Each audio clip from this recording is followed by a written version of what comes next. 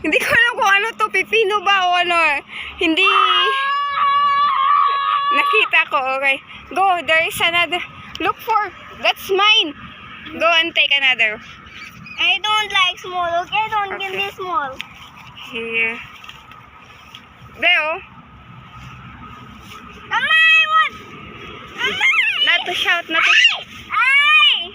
Go, go, go. Go. There is no more snake. Mama! Go and take. Oh, there. No more, no more. So, ganito yung style. Go now. Mama, I will look The- caterpillar is there. There is no caterpillar. Step here, oh.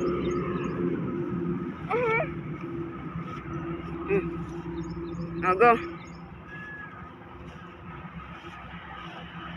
Yes!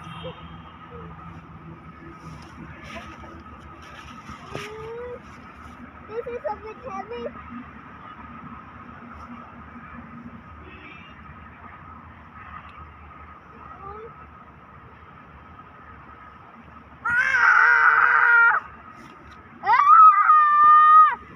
It's easy. Go.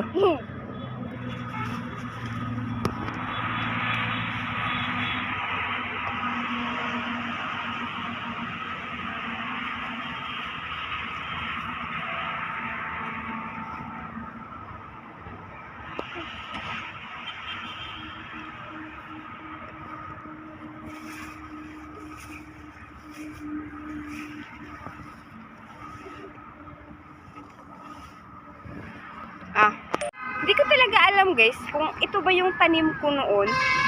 Ang alam ko may tinanim akong turmeric eh. Hindi ko alam kung sila ba ay nabuhay o itinanim ulit. Ito ang gusto kong pasukin. Gusto kong tingnan kung may bunga o wala.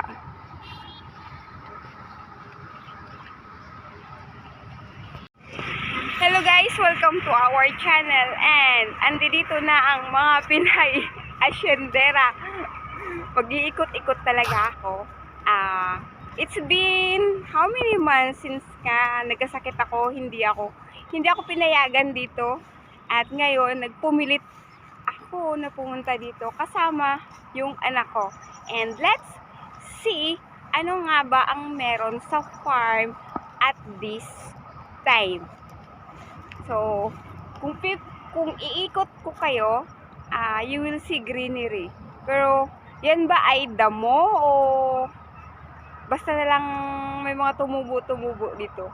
So, let's find out. Hindi to sunflower, ito yung yellow flowers that's bloom on December. Tapos, ang hinahanap ko dito, ayan may malunggay na siya. Malunggay pala ito. Tapos, ito ay isang orange. Ang hinahanap ko dito ay yung talbos. Yung kamote ko mukhang hindi na siya tumubo ulit. Ito naman ay mix kasi ito guys eh. Kasi makikita mo yung halaman. Wala kasi yung guide ko. Yung tour guide natin wala dito. So hindi ko alam kung anong meron, pero mix siya. So makikita nyo yung white flowers and the yellow flowers. Ang alam ko kasi dito, meron akong ang tawag dito opo, at meron din namang pipino. So we'll see kung may makikita tayong bunga. Pero magiging maingat kasi nga ang daming bulaklak. Move ahead. Since hindi umulan, so pwede akong pumasok dito. Akala ko madumi, akala ko madamo. So ito naman ay ito yung nasira na sinasabi ng asawa ko na Indian fish. So wala siyang bunga. Bali yung dahon ay sira.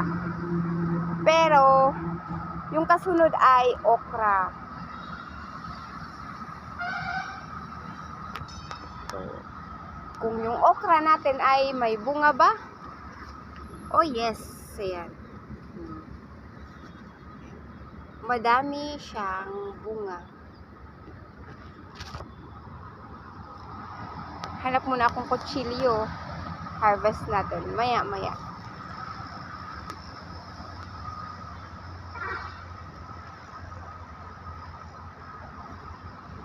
Ayan oh, madaming okra doon oh. So guys,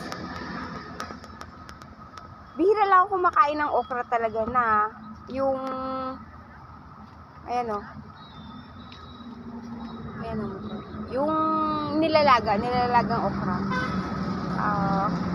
I-bash nyo na ako pero hindi ko talaga alam kung paano lunukin yung okra na buong okra na nilalaga lang. So ayan oh, ang ganda ng tubo niya.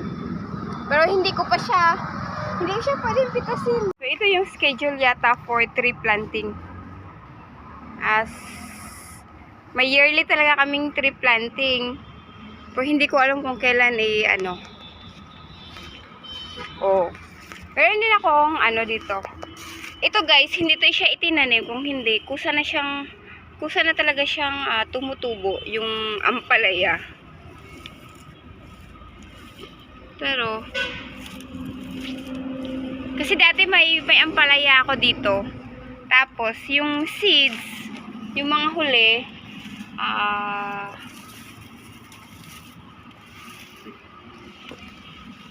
mukhang wala pa rin bunga. So hinahayaan lang siyang tumubo diyan. May saging ulit. Ito ang kagandahan pag tag-ulan. Yung saging, hindi mo na kailangang alagaan. So, ayan. Maganda yung dahon ng saging, oh. Ang ganda ng tubo. Pati yung malunggay. So, tingnan nyo guys, naging masukal siya. Nung masipag pa ako, as in, konti lang yung damo dito. Alinsangan. Yung saging, ayan, meron na namang meron na uling bulaklak. Pero ito ka talaga, hindi pa ako nakapag-harvest ng matino. Kasi pagdating ng winter, nagda-dry. Tapos, ayun, natutumba siya ulit yung mga yung puno niya. And meron siyang tumubo dito kamuting kahoy. Hindi talaga siya itinanim. 'Di ba? 1 year na siyang hindi ako nagtanim ng kamuting kahoy, guys. Kasi nga sabi ni Raji, wag daw ako maingay. Tingnan natin kung ginagawa niya.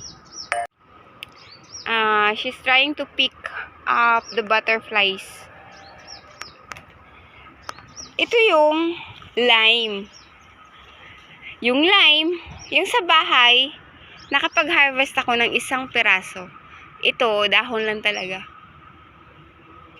Ayan. Pero ang ganda ng tubo niya sana dito. Tapos, hala, ngayon ko lang ito nakita. Bumagsak yung bubong. Ay, hindi, yung dingding. Hala. Tingnan nyo, oh. Yung pader ng park, bumagsak siya. Pumunta ako dito para tingnan kung nasaan yung kangkong. Yung kangkong, natabunan. Ayan, oh. So, imagine guys, yan, lahat yan, bumagsak. Yung saging. Oo, ayan. Pang ilang bunga na to, hindi pa rin ako nakatikim. Sana this time meron na kaming saging. Sige dalawang puno ang eh.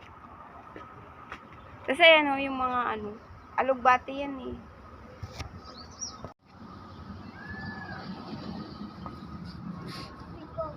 Pick-up. Wala, bakit kaya may paso dito? Ano to? Roses ata. Saan kaya galing to? Adik sa talulot ng mangga. Gusto niyang kainin. Sandali radyo ha. Pag ito ay may sawa dito, pumulupot sa...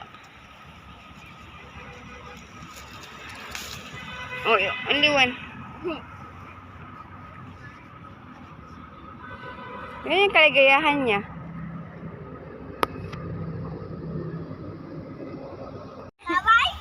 Haju tubig tawa deh no. It's not yet ready. Ito, Yeah, two. may watermelon. Yo. And this is That is also cucumber. cucumber. Yellow flower white cucumber. Ah, okay. The white one is the dudi. Tuti deh pas. There is one growing in our backyard also. What fruit is that? Huh? Where was it? Here only. I didn't go there. It's too much there. Sushi. What's that, Nil? Huh? Cucumber? Cucumber. It's eatable? Now can no. Seeds. Seeds for seeds. Yeah, I need to dry it.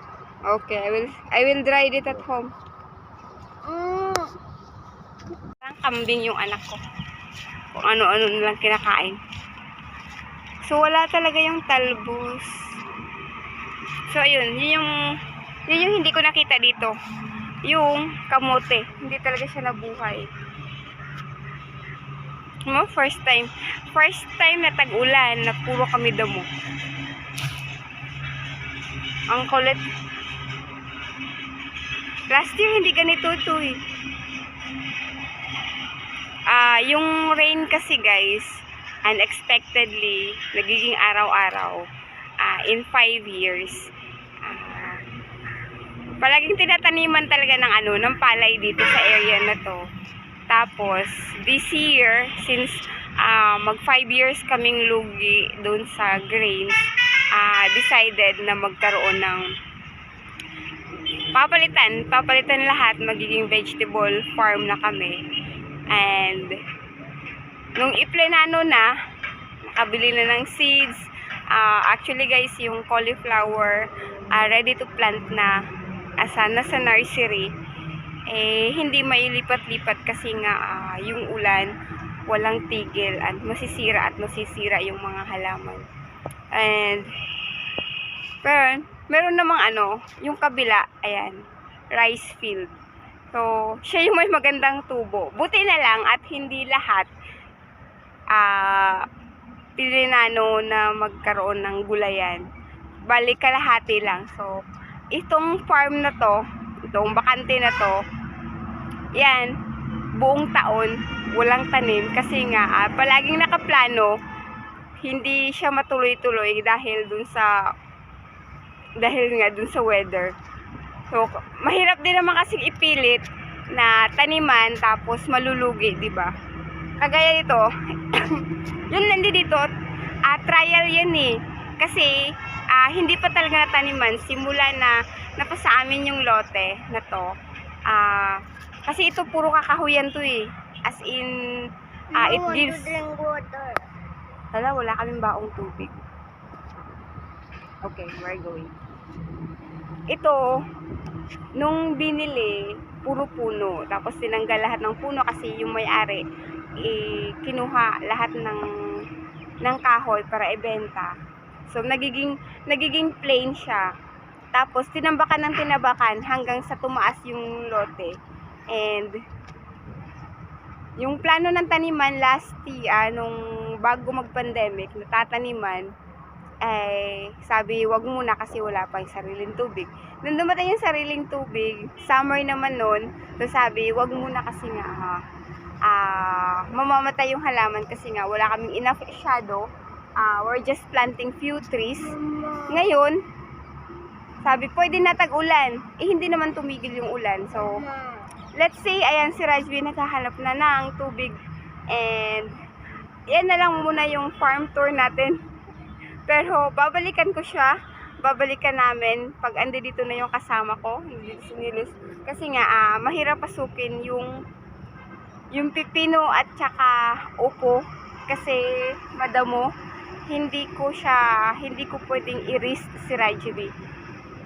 Ako pwede akong pumasok talaga kasi pwede namang may kahoy, pwede namang mapalayas yung ahas kung meron man. But may kasama akong bata na walang maghahawak sa kanya in case biglang may sumulpot nga.